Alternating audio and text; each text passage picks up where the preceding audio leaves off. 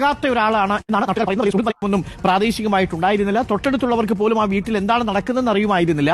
ഈ പെൺകുട്ടിയെ വിളിച്ചുകൊണ്ട് വന്നത് 2 ദിവസം മുമ്പാണെന്ന് മാത്രമേ അറിയുള്ളൂ. റിനു, തീർച്ചയായും അങ്ങനെ തന്നെയാണ്.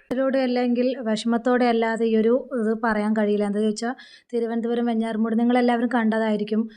സ്വന്തം ഉമ്മ, അനിയൻ, സ്വന്തം അനിയൻ, അതുപോലെ തന്നെ എല്ലാവരും ഉമ്മുമ്മ, അതുപോലെ 5-6 ആൾ പേരെയാണ് ഒരു നിമിഷത്തെ ഇതുകൊണ്ട് അവൻ ഇതിൻ്റെ അടിസ്ഥാനത്തിലാണ് ഏതാണെന്നൊന്നും അറിയില്ല. അതുപോലെ പെൺ സുഹൃത്ത്, ഒരു ഇതുമില്ല. എന്താണ് കറക്റ്റ് വ്യക്തമായി ചിലർ പറയുന്ന പണത്തിൻ്റെ ഇതുകൊണ്ടാണ്, സ്വർണം ചോദിച്ചു അത് കൊടുക്കാതെയാണ്, അങ്ങനെ സ്വന്തം അനിയനെ പോലും നോക്കാതെ അവനെ എന്താ പറയുക കണ്ണൊക്കെ ചൂഴ്ന്നിട്ടാണ് ഇതാക്കിയിരിക്കുന്നത്. ഒരു കണ്ണില്ല എന്നൊക്കെ പറയുന്നുണ്ടായിരുന്നു. അതുപോലെ തന്നെ ആംബുലൻസ് ഡ്രൈവർ ആ ഉമ്മയെ കൊണ്ടുപോകുമ്പോൾ കൈ ഉമ്മാൻ്റെ തലയുടെ ഉള്ളിലോട്ട് പോയി, വിരൽ തലയുടെ ഉള്ളിലോട്ട് പോയി. അപ്പോൾ അമ്മാതിരി ഇതായിട്ടാണ് അവൻ കൊന്നിരിക്കുന്നത് സ്വന്തം മകൻ. ഉമ്മ മരിച്ചിട്ടില്ല തോന്നുന്നു, ഉമ്മ വെന്റിലേറ്ററിൽ എന്താണ് സഹോദരി, അതുപോലെ അങ്ങനെ സഹോദരൻ, അങ്ങനെ എന്തൊക്കെയാണ് പറയേണ്ടത്.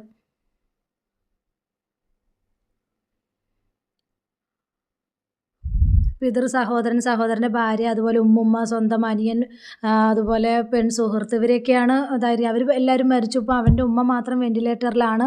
പിന്നെ അത് കഴിഞ്ഞ് ഇവൻ ഒരു കൂസലും ഇല്ലാതെ ഓട്ടോയിൽ പോകുന്നു. എന്നിട്ട് പോലീസ് സ്റ്റേഷനിൽ പോയിട്ട് ഞാനിങ്ങനെ 6 ആളെ വക വരുത്തിയിട്ടുണ്ട്, ഞാൻ 6 പേരെ തട്ടിയിട്ടാണ് ഞാൻ വരുന്നതെന്ന് പറഞ്ഞിട്ട് ഒരു ഇതും ഇല്ലാതെ, ഒരു കൂസൽ പോലും ഇല്ലാതെ അവിടെ പോയിട്ട് പറയുന്നു എന്നൊക്കെ പറയുന്നു. എന്താ പറയുക, ഇതൊക്കെ കേൾക്കുമ്പോൾ ഇത് എന്തിൻ്റെ പുറത്താണ്? മദ്യത്തിൽ, ചിലവർ പറയുന്നു മദ്യം മയക്കുമരുന്ന് അതിൻ്റെ പുറത്താണ്. അയൽവക്കക്കാരും എല്ലാവരും ഉണ്ട്, ആരും അറിയാതെയാണ് ഇങ്ങനെയുള്ളൊരു കൊല ഈ ചെറുക്കൻ ചെയ്തിരിക്കുന്നത്.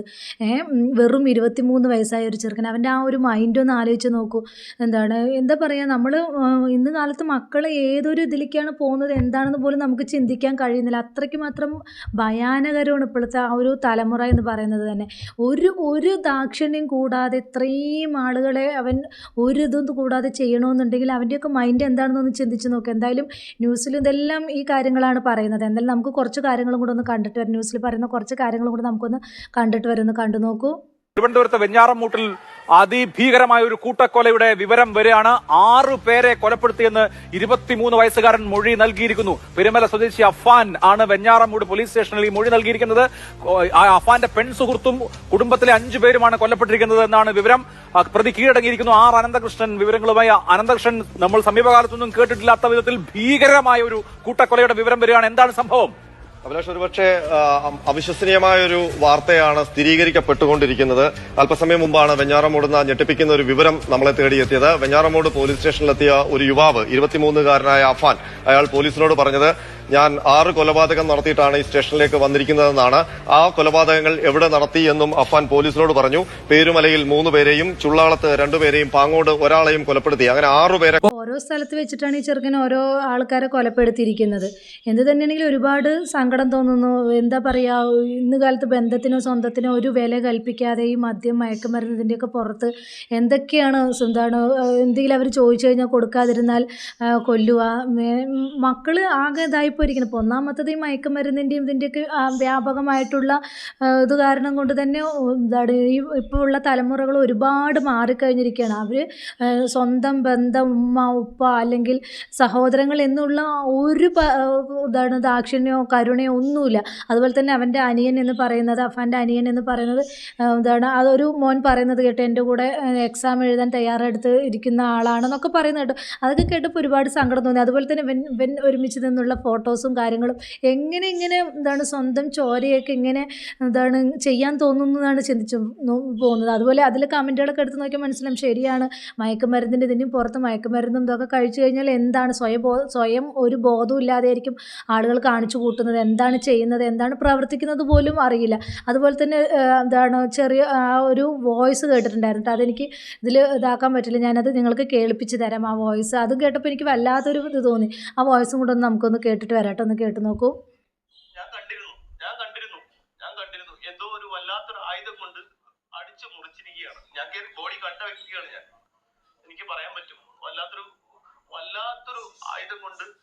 എന്താണ് അതിനുള്ള അവൻ സ്നേഹിച്ച പെണ്ണാണെങ്കിൽ പിന്നെ എന്തിനു ഇങ്ങനെ ചെയ്യണം? വല്ലാത്തൊരു ആയുധം കൊണ്ട് മുറിച്ചിരിക്കുകയാണ്. ഒരു വലിയ കുഴി തന്നെ ഇവിടെ സംഭവിച്ചിരിക്കുകയാണ്. തലയ്ക്കല്ല, ഇവിടെ നെറ്റിക്കുള്ള മുറിവ് മാത്രമേ കണ്ടിട്ടുള്ളൂ. ഞാൻ ഇങ്ങനെ വല്ലാത്തൊരു ആയുധം കൊണ്ട് ഇങ്ങനെ മുറിച്ചിരിക്കുകയാണ്. ഒരു പിക്കാസ് കൊണ്ട് അടിച്ചാൽ എത്രത്തോളം അകത്തി പോകും അത്രത്തോളം സംഭവിച്ചിരിക്കുകയാണ് കുട്ടിക്ക്.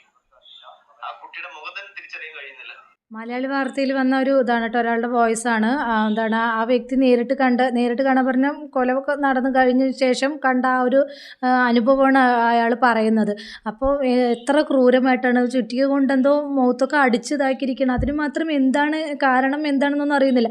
ആളുകൾ ഓരോരുത്തർ ഇതാണ് പറയുന്നത്. സ്വർണം ചോദിച്ചു അത് കൊടുത്തില്ല, അങ്ങനെയൊക്കെയാണെന്നൊക്കെയാണ് പറയുന്നത്. നമുക്ക് വ്യക്തമായിട്ട് എന്താ കാരണം എന്നൊന്നും പോലീസ് പുറത്ത് വിട്ടിട്ടില്ല. അപ്പോൾ അതിൽ വന്ന കുറച്ച് കമൻറ്റുകളൊന്ന് ഞാൻ വായിച്ചു തരാം കേട്ടോ, ഒന്ന് നോക്കൂ. സ്കൂളിൽ അധ്യാപകർക്ക് പഴയ ആ വടി തിരിച്ചു നൽകുക. രക്ഷിതാക്കൾ കുടുംബം നോക്കാനുള്ള തിരക്കിലാണ്. തിന്നും ഇല്ല തീറ്റുകയുമില്ല എന്ന അവസ്ഥയിൽ ഇത് സംഭവിക്കും, ഇതിനപ്പുറവും സംഭവിക്കും. ശരിയാണ്. എന്താണ് ഇപ്പോഴത്തെ ഇത് പറഞ്ഞാൽ ബഹുമാനമില്ല. എന്താ പറയുക, എന്താണ് നമ്മളൊക്കെ പഠിക്കുന്ന കാലത്ത് എന്തെങ്കിലും ഒരു തെറ്റ് കണ്ടാൽ ചൂണ്ടിക്കാണിക്കും ടീച്ചേഴ്സ്. എന്താണ് സ്കൂളിൽ പോയി കഴിഞ്ഞാൽ നമ്മൾ എന്തെങ്കിലും തെറ്റ് കണ്ടാൽ അടിക്കും, നമ്മളെ ശകാരിച്ച് നമ്മളിതാക്കും. ഇപ്പോൾ പറഞ്ഞാൽ അടിയില്ല, പേടിയില്ല, ആരെയും മക്കൾക്ക് പേടിയില്ലാത്തൊരു അവസ്ഥയാണ്. അതുകൊണ്ട് തന്നെയാണ് ഇങ്ങനെ ധാരാളമായിട്ട് ഇങ്ങനെയുള്ള ഓരോ കാര്യങ്ങൾ സംഭവിക്കുന്നതും. എന്തായാലും അടുത്തൊരു കമൻറ്റും കൂടെ നമുക്ക് വായിക്കാം കേട്ടോ. ഇപ്പോഴുള്ള സിനിമയിലെല്ലാം ഹൊറർ കാണുമ്പോൾ എനിക്ക് വളരെ ഭയം തോന്നാറുണ്ട്. കുട്ടികൾ വളരെ താല്പര്യപൂർവ്വം അത് കാണും. ശരിയാണ്, ഹൊറർ മൂവീസൊക്കെ വളരെ താല്പര്യത്തോടു കൂടിയാണ് അവർ കാണുന്നത്. അവർക്ക് അതിൽ ആ ഒരു വെമ്പലാണ്, അത് ചെയ്യണം, അതങ്ങനെയാണ്, അത് കാണാൻ അവർക്ക് ഭയങ്കര ഒരു ഇൻട്രസ്റ്റാണ്. അതുപോലെ അവരത് ചെയ്യാനും അവരത് മുതിരും. പിന്നീട് അവരത് ചെയ്യാനും മടിക്കാത്തൊരവസ്ഥയാണ്. അവർ എങ്ങനെയാണ് കൊല്ലുന്നത്. ഇപ്പോൾ മാർക്കോ സിനിമേനെ എടുത്ത് നോക്കും. ഞാൻ ഇന്നലെ മിനിഞ്ഞാന്നാണ് ആ ഒരു സിനിമ കണ്ടത്. അത് കാണുമ്പോൾ തന്നെ അത് കാണുന്ന കുട്ടികളും അത് വഴിതെറ്റി പോവുകയോ ചെയ്യുന്നത്. അത് ആ ഒരു സിനിമ കൊണ്ട് ഒരു നല്ലൊരു മെസ്സേജ് അല്ല സമൂഹത്തിന് കൊടുത്തേക്കുന്നത് എന്നാണ് എനിക്ക് പറയാനുള്ളത്. പച്ചയ്ക്ക് ഇതാക്കുന്ന ആ ഒരു രീതിയിൽ നമുക്ക് കാണുമ്പോൾ തന്നെ എനിക്ക് ആ ഒരു ചില സീനുകളൊന്നും എനിക്ക് കാണാൻ തന്നെ കഴിഞ്ഞിട്ട് ഞാൻ കണ്ണടച്ചിരുന്നിട്ടാണ് കണ്ടത്. ആ ഒരു സീനും കാര്യങ്ങളൊക്കെ ആ ഒരു രീതിക്ക് തന്നെയാണ് ഇപ്പോഴത്തെ സമൂഹം പോയിക്കൊണ്ടിരിക്കുന്നത്, ഇപ്പോഴത്തെ മക്കളും പോയിക്കൊണ്ടിരിക്കുന്നതെന്ന് ഒരു പരിധിവരെ പറയാം. ഒരു പരിധിവരെ മയക്കുമരുന്ന്, അത് കഴിഞ്ഞ് സിനിമയിൽ കാണുന്ന ഓരോരോ സൈക്കോ അങ്ങനെയുള്ള ഓരോരുത്തർ കാണിക്കുന്ന ആ ഒരു അതെല്ലാം ഈ മക്കൾക്ക് പ്രചോദനമാവുകയാണ് ചെയ്യുന്നത്. എന്തായാലും ഒരു കമൻറ്റും കൂടെ ഞാൻ വായിച്ചു തരാം കേട്ടോ. ഇത്തരം കൊലപാതകങ്ങൾക്ക് കാരണം ഇന്ത്യൻ നിയമം തന്നെ സൗദിയിൽ പോലെ ശിക്ഷിച്ചു നോക്കുക. അത് സത്യമാണ്, ഇവിടുത്തെ നിയമം ശരിയല്ല. അപ്പോൾ അവനെ തന്നെ എലിവേഷൻ എന്തോ കഴിച്ചു എന്ന് പറഞ്ഞിട്ട് ഉടനെ ഹോസ്പിറ്റലിൽ കൊണ്ടുപോയി അവനക്ക് വേണ്ട പ്രഥമ ശുശ്രൂഷയൊക്കെ നൽകിയതിന് ശേഷം അവൻ ആരോഗ്യവാനാണ് എന്ന് അറിഞ്ഞതിന് ശേഷം മാത്രമാണ് അറസ്റ്റ് ചെയ്യുന്നത്.